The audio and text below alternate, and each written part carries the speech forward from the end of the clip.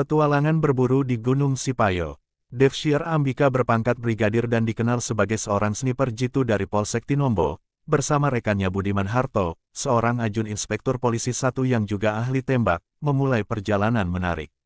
Mereka berdua berencana berburu di Desa Sipayo, sebuah tempat yang terkenal dengan satwa liarnya. Mereka mengendarai mobil Terrano hitam melewati jalan mulus Trans Sulawesi sejauh 18 km dari Tinombo menuju Desa Sidoan. Di sana, mereka menjemput 2 rekan, Nan Usman dan Andi Adang penduduk lokal yang sering berburu. "So lengkap semua kamu pealat berburu kalau sudah naejo torang somo pigi," ujar Pak Budi sang pengemudi Terrano. Dari Sidoan, perjalanan dilanjutkan sejauh 10 km menuju Desa Sipayo, dengan jalan yang masih mulus dan nyaman. Setibanya di Sipayo, mereka bertemu Wawan Rahmat Bokau, seorang penunjuk jalan yang membawa mereka ke lokasi perburuan di puncak gunung. Di sana, terdapat sebuah gubuk sederhana yang digunakan untuk bermalam, tempat mereka merencanakan perburuan malam itu. Namun, perjalanan ini menjadi istimewa ketika mereka menemukan seekor rusa besar yang terlihat aneh. Ukuran rusa tersebut lebih besar dari biasanya, dengan tanduk yang melengkung unik, seolah-olah menjadi penguasa alam liar di Gunung Sipayo. "Astaga, itu bukan rusa!" teriak Andi sambil mundur ketakutan. Wawan pucat, "Torang capat pigi dari sini le, aduh itu bukan rusa, itu setan penjaga hutan ini." Sebelum mereka sempat bergerak, makhluk itu melompat dengan kecepatan luar biasa, menghilang dalam kegelapan.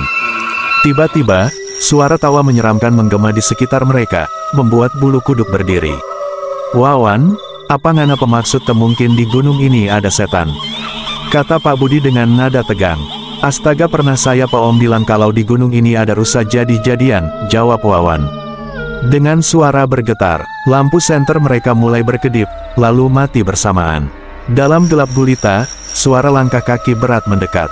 Kali ini lebih banyak, seolah-olah makhluk itu tidak sendirian. Di bawah tekanan, mereka berlari ke arah gubuk dengan perasaan dicekam ketakutan. Sesampainya di sana, mereka mengunci pintu dan duduk dalam diam, mencoba mendengar suara di luar.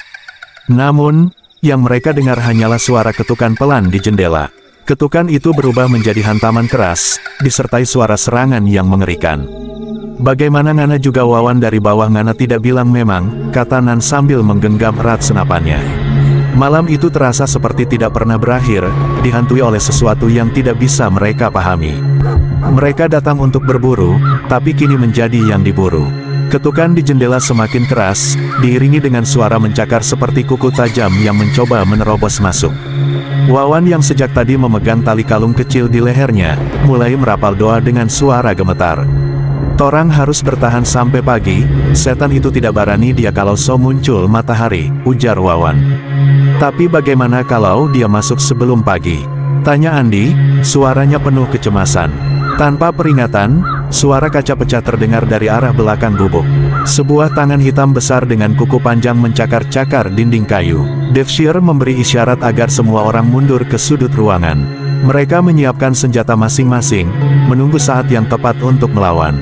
Tapi sebelum mereka sempat bertindak, suara tawa menyeramkan kembali terdengar, kali ini lebih dekat, seperti berasal dari dalam ruangan. "Ado mati mama so di dalam ini dia," bisik Wawan dengan wajah pucat. Tiba-tiba, lampu lentera di tengah ruangan padam, meninggalkan mereka dalam kegelapan total. Dalam gelap, mereka mendengar napas berat, seperti makhluk besar yang berdiri di tengah ruangan bersama mereka.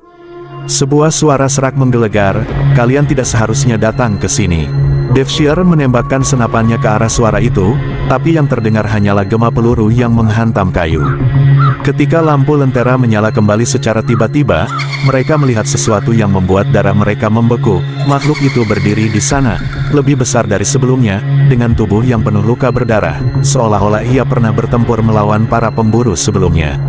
Nan mencoba menyerang dengan parang, tapi makhluk itu hanya melambaikan tangan, melemparkan Nan ke dinding dengan kekuatan tak kasat mata. Andi berteriak, mencoba membantu, tapi makhluk itu berbalik dengan kecepatan luar biasa dan menghilang dalam sekejap, meninggalkan ruangan penuh keheningan yang mencekam.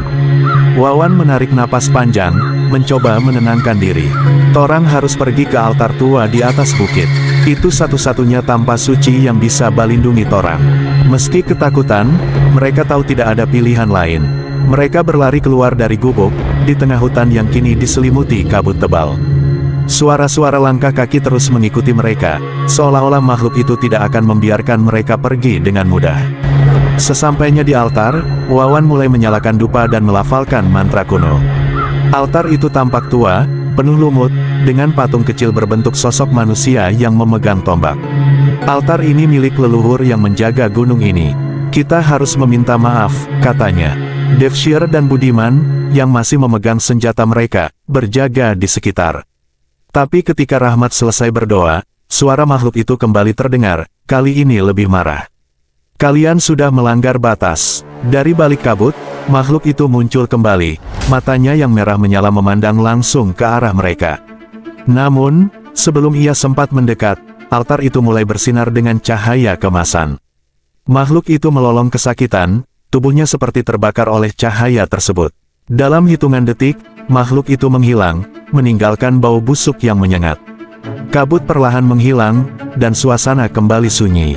Wawan jatuh terduduk, kelelahan. Baru ngana rasa tobat ngana, kata Wawan sambil terengah-engah.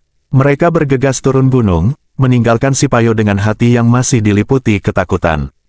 Tidak ada yang berbicara sepanjang perjalanan pulang. Dalam diam, mereka tahu bahwa pengalaman itu akan menghantui mereka selamanya. Di kejauhan, terdengar suara lolongan panjang, seolah-olah makhluk itu sedang memperingatkan mereka, Gunung Sipayo bukan untuk manusia biasa. Oke pemirsa, terima kasih telah menonton, sampai di sini cerita kali ini, semoga sehat selalu, banyak rezeki dan panjang umur, sampai ketemu di episode berikutnya, wassalam.